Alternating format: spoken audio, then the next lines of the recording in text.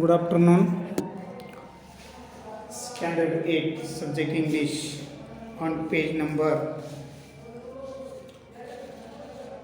7. Today we learn a new part of the lesson. So listen carefully. Say on page number 7. I read a passage at first. On a closer look, Androcles noticed that a big thorn had pierced one of the lion's toes. So this is the cause of the lion's distress, thought Androcles. Summoning up all the courage, Androcles stretched his hand slowly towards the injured paw. He was afraid that the lion would attack him if he touched its swollen paw. But the lion seemed to understand his good intention. Androcles took the paw in his left hand. Deeply, he pulled out the thorn. Then, tearing a piece of his own clothing, the kind man bound up the lion's injured paw. To his surprise and wonder, the lion then licked his arm as if to show gratitude. Androcles remained with the lion till it would walk again. He would hunt in the forest and share his food with the helpless beast. Every day he would clean and dress the lion's wound. Soon the lion was able to move about. Many times it followed Androcles wherever he went. In the meanwhile, Androcles' master had complained to the authorities that his slave Androcles had run away. Soldiers were sent in all directions to capture Androcles. They searched for him high and low, but couldn't find him. At last they came to the forest where Androcles lived. It so happened that Androcles had gone out alone that day, while the lion rested near the cave. Both of them fell into the hands of the soldiers. The soldiers took them back to the city. They put Androcles in the chains in a prison. The lion was caged.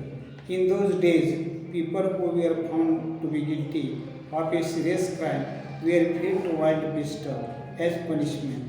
Running away from the one's master was a very serious crime at that time. Therefore, Androcles was to be thrown to the wild beast. This is the passage. Listen carefully.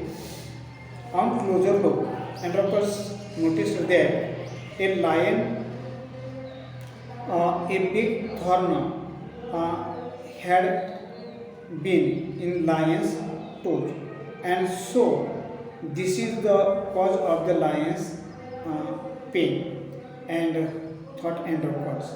And so, trying to brave all the courage, all the power, and Androcles stretched his hand slowly towards the injured paw of the lion. And at first he was afraid that the lion would attack him if he touched its swollen paw. But the lion seemed to understand his good purpose, and so the lion did not attack on the Androcles. Then Androcles took paw in his left hand, and slowly he pulled out the thorn. Then, tearing a piece of his own clothing, the kind man bound the lion's injured paw.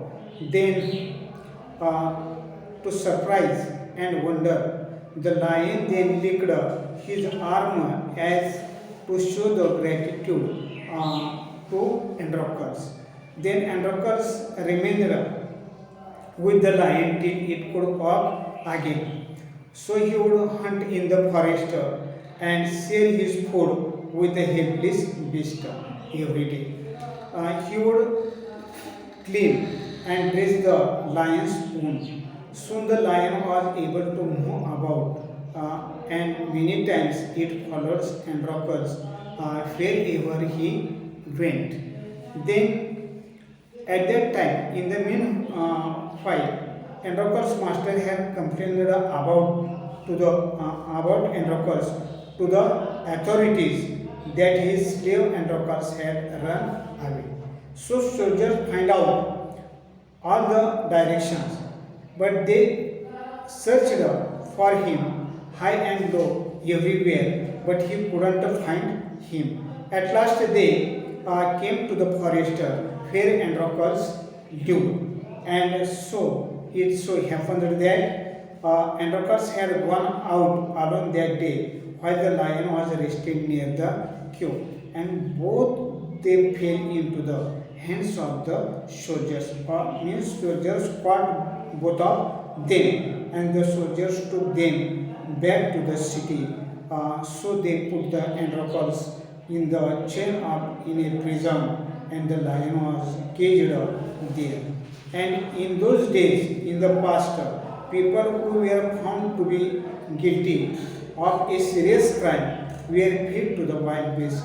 And in this way, Androcles running away from his master and was a very serious crime at that time. And therefore, Androcles too was to be thrown to the wild beast. So, this is the part of the passage. We stop here.